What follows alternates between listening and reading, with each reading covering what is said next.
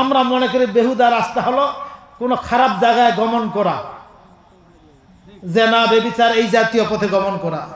আল্লাহর কোরআনের ভাষায় বেহুদা কথা যদি সেইটা হয়, আর বেহুদা রাস্তা হলো আল্লাহর পথ ছাড়া অন্য কোনো পথ হলো বেহুদা পথ, আল্লাহর নীতি ছাড়া অন্য কোনো নীতি হলো বেহুদা নীতি, আল্লাহর সমাজ নীতি ছাড়া অন্য কোনো নীতি হলো বেহুদা নীতি।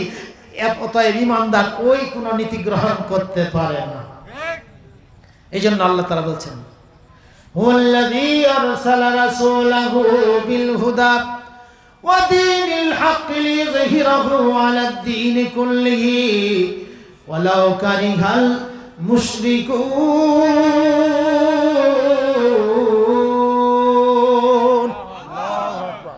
যেই আল্লাহ জীবন দিয়েছেন ওই আল্লাহই জীবনের জন্য কোরআন দিয়েছেন। আলহামদুলিল্লাহ। যে যেই পাঞ্জাবি পরেছেন মরণের পরে এটা থাকবে না, সাদা কাফন পরাইতে হবে, ঠিক না ঠিক? তাহলে আল্লাহর নীতিটা প্রত্যেকটা ঠিক আছে। যেদিন জন্ম হয় সেদিন আমাদেরকে বলতে হয় আজান শোনা, ওইটা অটোমেটিক ব্যবস্থা হয়েছে, নাম রাখা হয়েছে, খাতনা দেওয়া হয়েছে। বিবাহ শাদীতে যে যে দল করুক না কেন ও কোরআন শোনাইতে হবে, না হয় বিবাহ ঠিক হবে না। তাহলে কোরআন ছাড়া যদি বিবাহ শুদ্ধ না হয়, কোরআন ছাড়া রাজনীতি হয় কেমনে, কোরআন ছাড়া সমাজ পরিচালনা হয় কেমনে? এটা ইমানদার কোরআন ছাড়া অন্য কোনো কল্পনা করতে পারে। এটাই বাস্তব কথা ভাই। রাগ করলে তো করার কিছু নেই, এটাই হলো বাস্তব। কারণ মরণের পরে আপনি যেই দল করেন আপনার জানাজা হবে না, নেই, এটা কার নিয়ম হবে? তো ওখানে তো বাধ্য হয় হলো। ঠিক এমনি করে জন্মের আগে জন্মের পরে টোটালটাই চলে, বাস্তবটা চলবে, এটাই হলো ফাইনাল কথা। এই জন্য আল্লাহ রাব্বুল আলামিন বান্দাকে বলেছেন, তোমার ভুল হতে পারে বান্দা, ফিরে এসো, বারবার ফিরে এসো আমার কাছে, তোমাকে আমি ক্ষমা করে দিয়ে দিব। اتقوا الله وقولوا قولا سديدا يصلح لكم أعمالكم ويغفر لكم ذنوبكم ومن يطع الله ورسوله فقد فاز فوزا عظيما. অল্প সময় إنا عرضنا الأمانة على السماوات والأرض والجبال فأبينا أن يحملنها وأشفقنا منها وحملها الإنسان إنه كان জালুমান জাহুলা।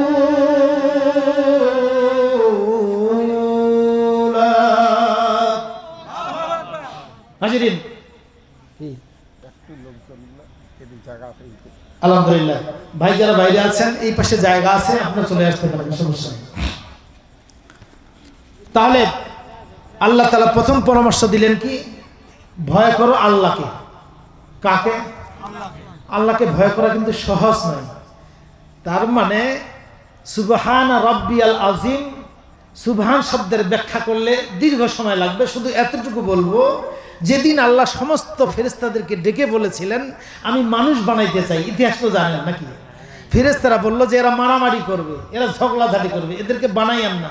নুসাব্বিহু বিহামদি রাব্বিক, আমরা তোমার তাসবিহ করব, কত ইবাদত লাগে আমরা করব।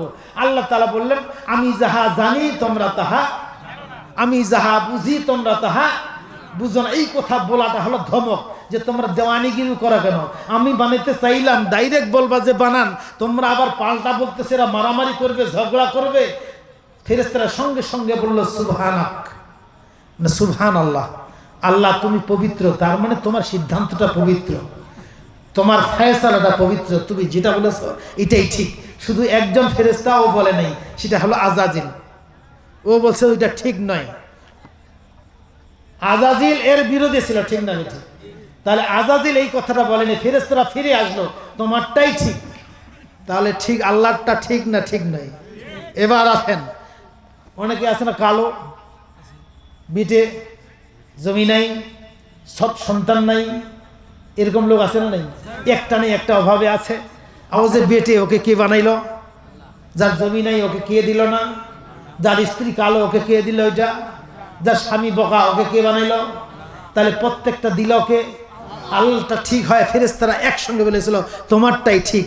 আল্লাহ বলছেন এই ফেরেশতাদের বাক্যটা যদি আমার বান্দার থাকে, আমার বান্দা যখন আমারটা ঠিক মনে করে মেনে নিয়ে নেবে, আল্লাযী ইয়ারাকা হিনা তাকুম, যখন তারা জীবনে এইরকম আল্লাহর ফয়সালাকে মেনে নিয়ে দণ্ডায়মান হবে, ঠিক নামাজে যেভাবে হয় ওয়া তাকাল্লুবুকা ফিস সাজিদিন, আমি তখন ফেরেশতাদেরকে ডেকে বলি, তোমরা তো বলেছিলা যে আমার বান্দারা মারামারি করবে, দেখো আমার বান্দা তার মাথাটা নত করে দিয়েছে। ব্যক্তি জীবনে, পারিবারিক জীবনে, সামাজিক জীবনে, রাজনৈতিক জীবনে কষ্ট হলেও আমার বিধানটাকে মেনে নিয়েছে। তোমাদেরকে সাক্ষী রেখে আমার বান্দাকে মাফ করে দিলাম। প্রত্যেকটা জায়গায় শুধুমাত্র মানতে প্রস্তুত থাকবে। আপনি কষ্ট করা ওষুধটা খাবেন। যেই ভাইদের ডায়াবেটিস আছে, আমারও আছে, ওদের যে কি দশা, প্রত্যেকদিন ফোড়াইতে হয়। এর থেকে জ্বালা আর নাই। নিজের হাত দিয়ে নিজে পুশ করা ইঞ্জেকশন, কষ্ট না? এই কষ্টটা করে কেন? সুস্থ থাকবার জন্য। আল্লাহ তাআলা বান্দাকে বলছেন, চলার ক্ষেত্রে তোমার কষ্ট হবে আমার পথ গ্রহণ করার ব্যাপারে, কিন্তু এর মধ্যেও তোমার মজা আছে বান্দা। তোমার রবের নির্দেশ যদি মানো, মজা পাবা। যদি তোমার স্ত্রী বলে আমার জন্য চানাচুর নিয়ে আসেন, বিয়ের প্রথম যদি এইভাবে 2-3 দিন বলার পরে না আনেন, তাহলে খবর আছে। তাহলে আপনি চানাচুর আনলেন 10 টাকার, কিন্তু মনে যেটা আনন্দ আপনি পাবেন, এটা 10,000 টাকা দিয়েও পাবেন। আপনার পছন্দের একটা জিনিস তার জন্য নিয়ে গেলেন, সে যে আপনাকে মুখের হাসিটা দিয়ে আনন্দ দেবে, এটা 10 লাখ টাকা দিয়েও খুঁজে পাওয়া যাবে না। তার মানে আপনি আল্লাহর জন্য যেইটুকু করেছেন, পৃথিবীর আপনজনের কথা শুনবার কারণে যদি আপনি মনের মধ্যে এই আনন্দ পান, বিশ্বাস করেন যে এই মালিক আপনাকে বানিয়েছেন, ওই মালিকের বিরুদ্ধে যেই কাজগুলো আমরা করি, ওই মালিককে সন্তুষ্টির জন্য যদি একবার ফিরে আসি, ওই হৃদয়ের মধ্যে আপনি জান্নাতুল ফেরদাউসের সুখ অনুভব করবেন। ব্যাখ্যা করলে অনেক দূর যাওয়া যায়, সেই দিকে যাচ্ছি না। আল্লাহ তাআলা বলছেন, বান্দা শোনো, ইন্না রাদানাল আমানাতা আলাস সামাওয়াতি ওয়াল আরদি ওয়াল জিবালি ফাআবাইনা আন ইয়াহমিলনাহা ওয়াশফাকনা মিনহা ওয়া হামালাহাল ইনসান ইন্নাহু কানা যালুমান জাহুলা।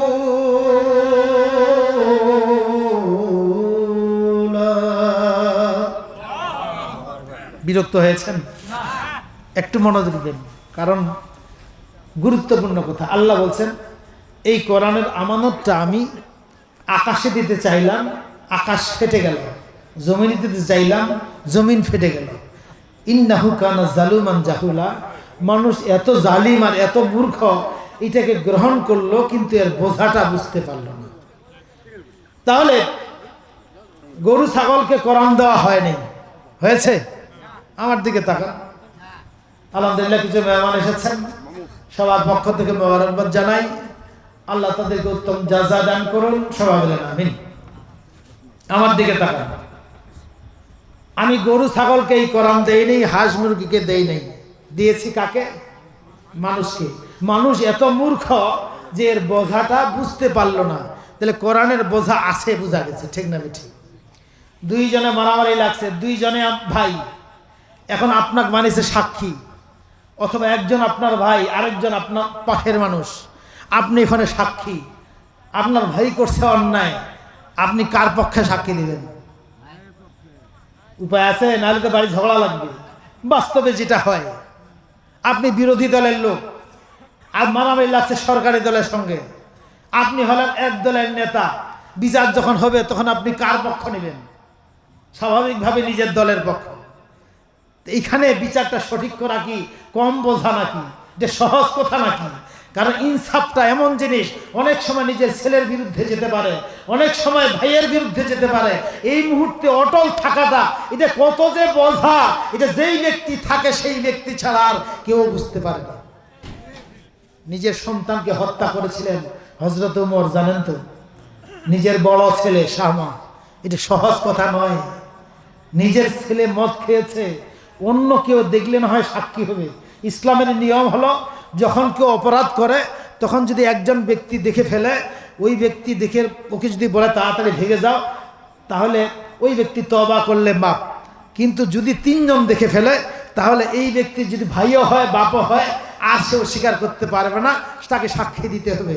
কিন্তু ভোরের সময় হযরত ওমর দেখলেন নিজের ছেলে মদ খেয়ে একটু টোলা করতেছে, মানে হেলে দুলে চলতেছে। গিয়ে দেখলেন বোধহয় মদ খেয়েছে, নাকটা কাছে নিয়ে যায়, মুখের মধ্যে ঘ্রাণ দিলেন, দেখলেন মদের গন্ধ আসতেছে, নিজে ধরে ফেললেন। ইচ্ছা করলেই ছেড়ে দিতে পারতেন, নিজের ছেলে, ঠিক না? মসজিদের খুঁটিতে বাঁধলেন। নামাজের পরে মানুষগুলো হযরত উমরের কানে বলছে, আপনি যে ধরছেন এটা কে, আপনি কি জানেন? বলছে কেন? বলে ওইটা আপনারই ছেলে, অন্ধকারে ধরছেন তো দেখতে পাননি। বলছে আমি বুঝে শুনেই ধরেছি, কোনো সাক্ষী নেই, নিজে সাক্ষী দিলেন, আমার ছেলে মদ খেয়েছে, শাস্তি দেওয়া হলো। জল্লাদ যখন বাড়ি মারতেছে আস্তে আস্তে তিনি বললেন, উমরের ছেলে, এজন্য তোমার দয়া হচ্ছে, কিয়ামতের ময়দানে আল্লাহর বাড়ি যখন পিঠে পড়বে তখন কিন্তু এর থেকে অনেক বেশি, অতএব চাবুকটা আমাকে দাও। 20টা আঘাত দেওয়ার পরে ছেলে অজ্ঞান হয়ে গেল। বলল যে বাবা তুমি এত পাষাণ, আগে জানতাম না। তোমার কি মনে পড়ে না গভীর রাতে যখন আমি কাঁদতাম তুমি বুকে করে আমাকে ঘুম পাড়াইতে? এই করুণ কথাগুলো সন্তান বাপকে বলে, বাপের কলিজা ঠান্ডা করার চেষ্টা করতেছে। তিনি কি বাপ না অন্য কিছু? তার কলিজা কি মায়া হয় নাই? কিন্তু তিনি বুঝতে দেননি আল্লাহর বিধানের কাছে। হযরত ওমর একটা একটা বাড়ি দিতে 40টা বাড়ি হয়ে গেল, সন্তান মারা গেল, আরো বাকি আছে।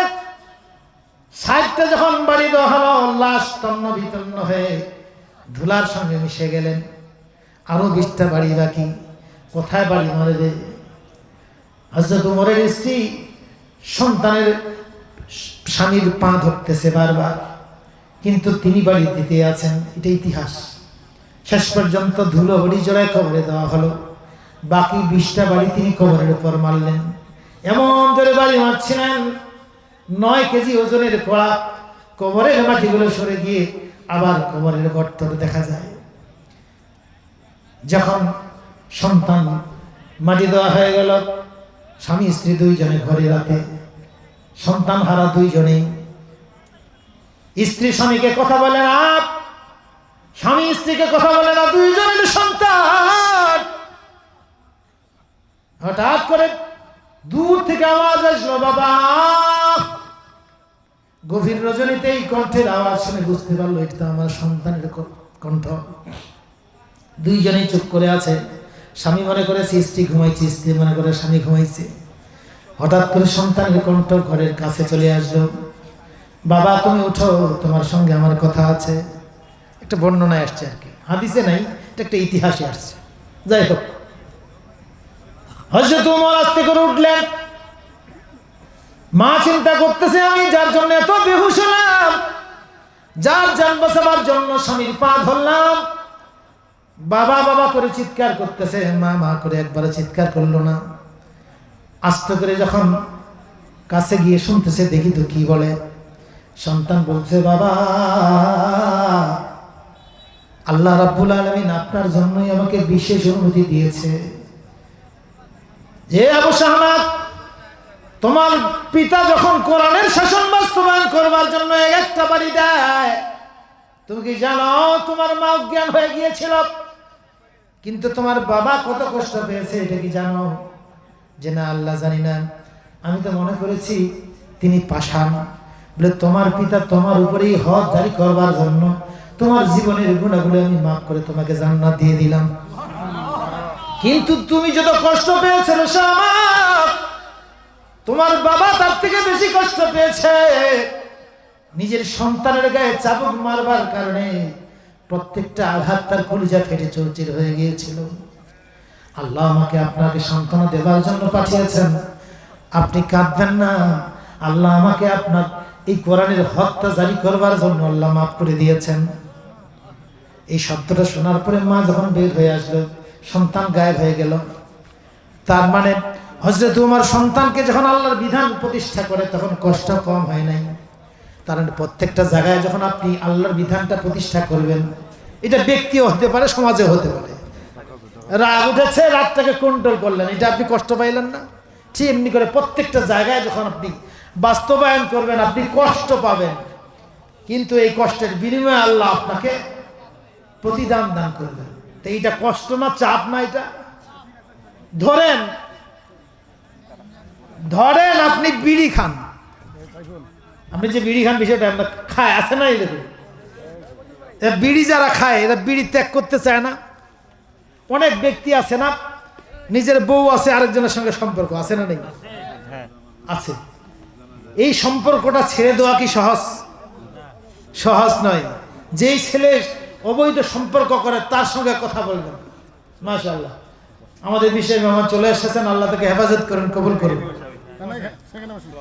আমার দিকে বললেন, যে ব্যক্তি বিড়ি খায়, যেই ব্যক্তি আরেকজনের জমি আত্মসাৎ করেছে, যেই ব্যক্তির পরকীয়া আছে, যেই ব্যক্তির এমন কোনো পাপ করার সুযোগ আছে, এখন আপনি স্কুলের সভাপতি, বর্তমানে সভাপতি যারা আছেন মনে কিছু করবেন না, স্কুলের সভাপতির নিয়োগ সার্কুলার হয়েছে, 3টা পদ, এক একটা পদে আপনাকে 20 লাখ করে টাকা দিবে, আপনি খালি সইটা দিলে চাকরি হবে। এখন আপনি টাকা না নেওয়াটা কি সহজ কথা ভাই? এটা কি সহজ? আপনার ঘরে টাকা নাই, স্ত্রীর কাপড় কিনতে পারেন না, সন্তানের টাকা দিতে পারেন না, এখন একটা পোস্টে 20 লক্ষ টাকা, অথবা আপনি এমন কোনো পদে আছেন ওইখানে আপনি ইচ্ছা করলে আপনার 1 কোটি টাকা হবে, এখানে কোনো ধরা বাধা নাই, কোনো ডকুমেন্টস নাই, অটো আপনাকে টাকা দিয়ে চলে যাবে, আপনাকে স্বাক্ষরটা করবেন, আপনাকে টাকা দিয়ে দিবে। এই অবস্থায় এই অবৈধ পন্থাটা আপনি বাদ দিয়ে সৎ থাকবেন, এটা সহজ কথা নয়। আল্লাহ বলছেন আকাশ ফেটে গেছে, জমিন ফেটে চৌচির হয়েছে, মানুষগুলো বুঝতে পারে না এই বোঝাটা কত বোঝা। সত্যিকার যেই মানুষটা এটাকে বোঝাকে বোঝা মনে করবে, আমি এই ব্যক্তিদের বোঝা কমিয়ে দিব, তাকে আমি মাফ করে দিয়ে দেব। এখন বোঝাটা সহজ নয়। আল্লাহ তাআলা বলছেন আকাশ ফেটে চৌচির হয়ে গেছে। আকাশটা কি? আকাশ কি বলেন তো? ওই যে উপরে যেটা দেখা যায় নীল আকাশ, এটা কত পুরা, এটা ব্যাপারে বড় একটা আয়াত আছে। আল্লাহ বলছেন আমি নিজ হাত দিয়ে বানিয়েছি। মানুষগুলো কি তার চোখ দিয়ে উপর দিকে তাকায় না? মানুষগুলো কি দেখে না আমার ছাদবিহীন, আমার খুঁটিবিহীন আকাশ দেখে না? বলে হ্যাঁ দেখে। তাও কেন বোকার মতো মানুষগুলো তাও কেন বুঝে না তার রব কত শক্তিশালী? সে কি নিশ্চিত হয়ে গেছে? অর্থটা এরকম, আমার বান্দারকে নিশ্চিত হয়ে গেছে খুঁটিবিহীন আকাশটা তার উপর পড়ে যাবে না। কিন্তু এই বৈশাখের ঝড়ে যখন ঘরে শুয়ে থাকে, যখন খুঁটিগুলো নড়বড় করে, তখন সে ভয়ে রাতে ঘুমাইতে পারে না, চালটা তার উপর পড়ে যায় নাকি। যতক্ষণ বাতাস চলতে থাকে, যতক্ষণ ঘর দুলতে থাকে, ততক্ষণ তার ঘরে ঘুম হয় না, ঠিক না বেঠিক? আমার বান্দারা নীরব হয়ে গেল কেন, নিশ্চিন্ত হয়ে গেল কেন যে আকাশটা ভেঙে পড়ে না? অথচ খুঁটিবিহীন আকাশটা ঝুলে আছে, এটা তার উপর পড়বে না, আমার বিধান সে অমান্য করবে আর আকাশটা পড়বে না, এটা কি হয়? আমরা নিশ্চিত হয়ে আছি। আমরা দুনিয়াতে কিন্তু কেউ উল্টা পাল্টা করি না। আজকে এমন কোনো ভাই আছেন নাকি যে খালি একটা স্যান্ডেল পরে আসছেন? একজন হাত তোলেন তো, মানে একটা স্যান্ডেল পরছেন, এরকম আছেন নাকি? আরেকজন ভাই হাত তোলেন যে এই ব্যক্তি একটা স্যান্ডেল পঞ্চ আর একটা হলো চটি জোতা। স্যান্ডেলে তো ভাই পায়ে তো কাদা লাগবে না, এরকম উল্টা উল্টা কেউ করছেন? বুঝার জন্য বলছি, এমন কোনো ভাই আছেন নাকি এখান থেকে হাতা একটা হলে এখানে, একটা হলে এখানে, 2টা হাত 2 রকম, এরকম আছে? না থাকলে 2টাই হাত, থাকলে 2টাই ফুল। এমন কোনো ব্যক্তিকে আমি দেখতে পাই না যে তাদের বোতামগুলো উল্টা পাল্টা আছে। পৃথিবীর মানুষ, পৃথিবীতে ছোট্ট একটা বাজারে যাবা, এমন ভুল তোমার কোনোদিন হয় না যে স্যান্ডেল তুমি উল্টা উল্টি করে পরে গেছো। ব্যতিক্রম কিছু ভুল হয়, ভুল হওয়ার কারণে মানুষ আবার হাসাহাসি করে খুব। একজন হুজুর একদিন পায়জামা উল্টা করে কিনতে গেছিল, এই বোধ বাজারে পানের দোকানে গেছে, দেখেছেন না? কোনটা বেলা দাওয়াত খাইছে, হুশ নেই। আমি তখন বললাম কি ব্যাপার? হুজুর পায়জামাটা উল্টা করে কিনতেছি, ভিতরে ছেলেটা বোঝা আছে, মাত্র এতটুকু দেখা যাচ্ছে, গোটাটা ঠিক আছে। আচ্ছা উল্টা কপিন দিলে সমস্যা কোথায়?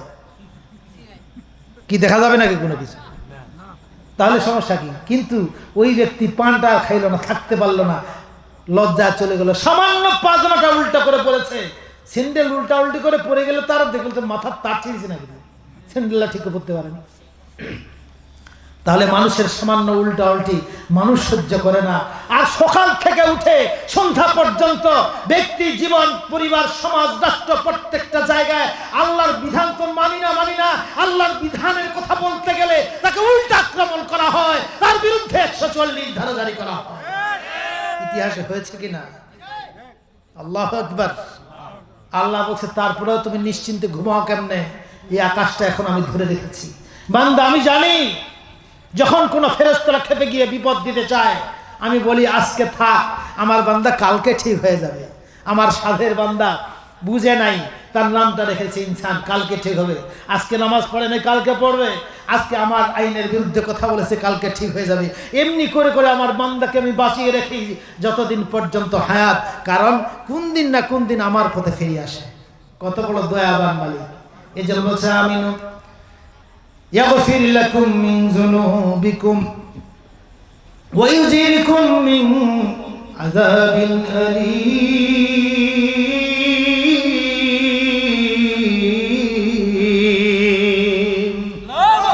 বান্দা তোমার জীবনের গুনাহ মাফ করে দেব। আলহামদুলিল্লাহ বলে না, জোরে বলেন আলহামদুলিল্লাহ। প্রধান বক্তা চলে এসেছেন, লিল্লাহি তাকবীর, আল্লাহু আকবার। প্রধান বক্তার আগমন, শুভেচ্ছা, স্বাগতম। আজকের মাহফিল, মাহফিলের পক্ষ থেকে লিল্লাহি তাকবীর, আলহামদুলিল্লাহ। আমি তো বাড়ির মানুষ, বুঝতে পারতেছেন, তবে একটা ছোট্ট কথা বলি, উদাহরণ দিই।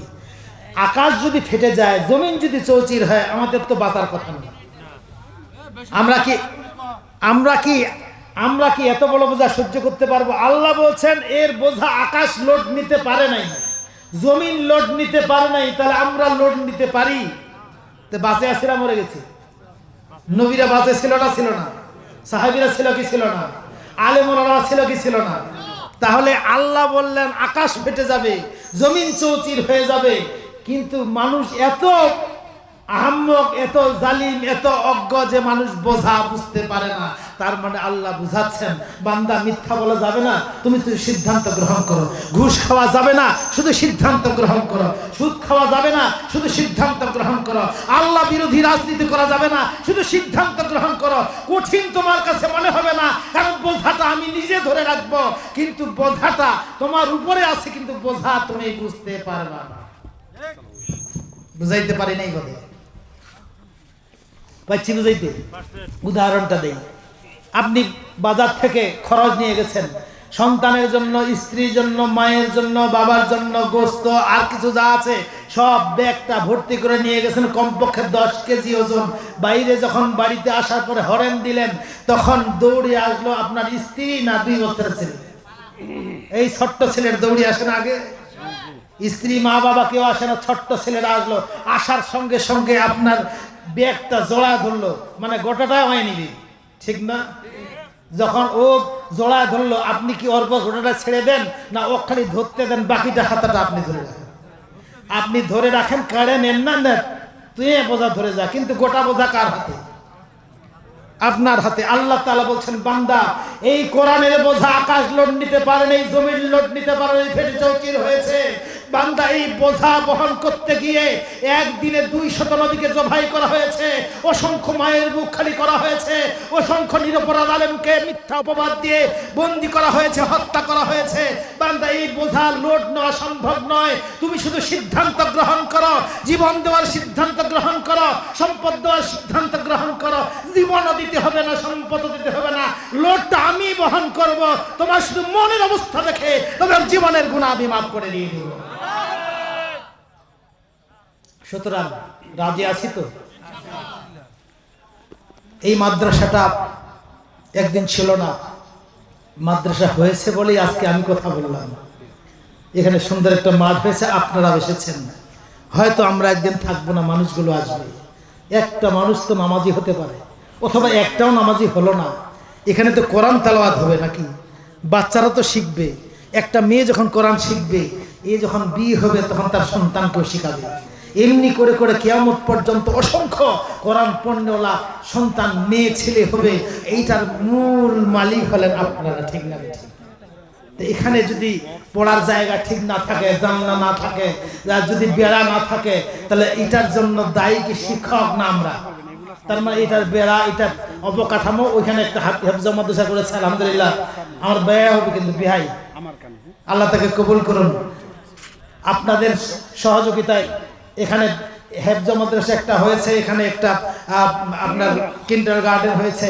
কিয়ামত পর্যন্ত এখান থেকে অসংখ্য সন্তান তৈরি হবে, কেউ বড় বড় আলেম হতে পারে। এর ভাগ আপনারা পাবেন। তার মানে একটা কোরআন প্রতিষ্ঠা করার জায়গা প্রতিষ্ঠা করা হয়তো আমাদের জন্য কঠিন, কিন্তু আমরা ছোট্ট থেকে এই জায়গাগুলোতে অংশগ্রহণের মধ্য দিয়ে আমরা এখানে ভাগী হতে চাই। রাজি আছেন তো? তো ভাই বলেছেন এখানে কিছু সিমেন্ট দরকার, ইটের দরকার।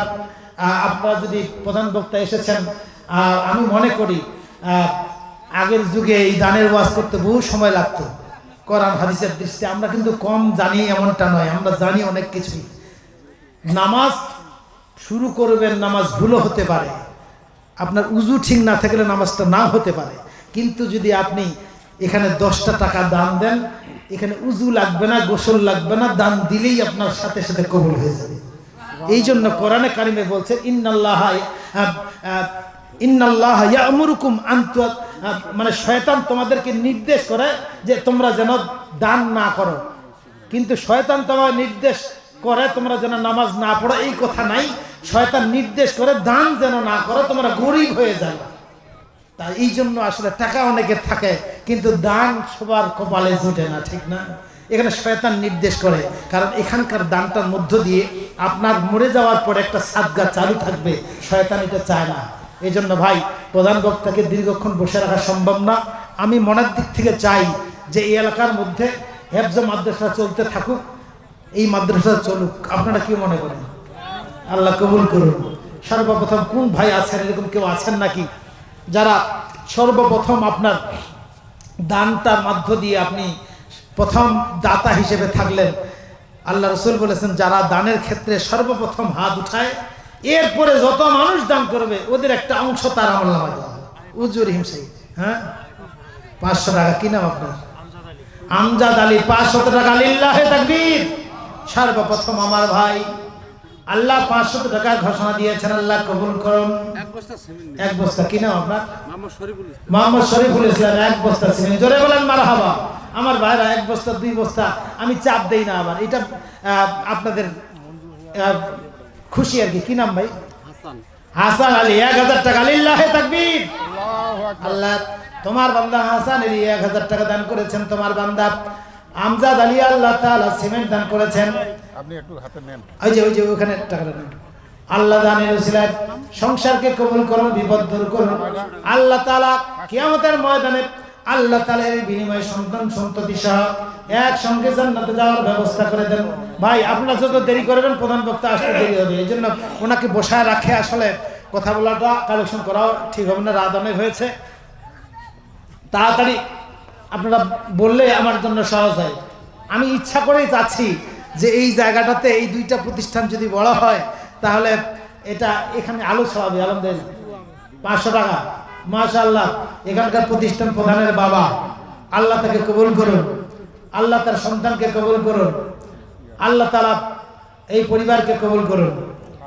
এই পরিবারটা ইসলামিক। এই যে এর মা আমার ছাত্রী, আমি কত বুড়া হয়েছে দেখছেন, এর ডাইরেক্ট ছাত্রী, ক্লাস 10-এ পড়ছিল আমি যখন প্রিন্সিপাল ছিলাম সেখানে। বাবুল ইসলাম 2000 টাকা। আলহামদুলিল্লাহ। আজকের মাহফিলের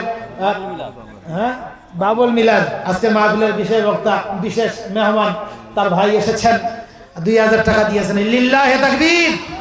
আল্লাহ তাআলা অতিথিকে কবুল করেন। খান সাহেব 3000 টাকা দিয়েছেন। মাশাআল্লাহ। আরমান ভাই নাকি? মাশাআল্লাহ মাশাআল্লাহ। আল্লাহ ভাইকে কবুল করুন, সমাজের খেদমত করবার তৌফিক দান করুন। 3000 টাকা দান করেছেন। লিল্লাহে তাকবীর। আলহামদুলিল্লাহ, জাযাকাল্লাহ। মাশাআল্লাহ। মেহমানদের মধ্যে আর কেউ থাকলে বলেন দ্রুত।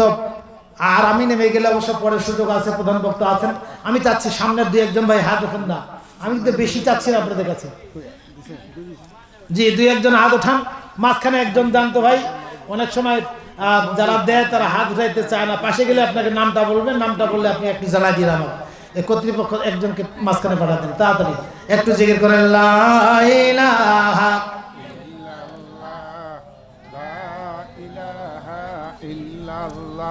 লা ইলাহা।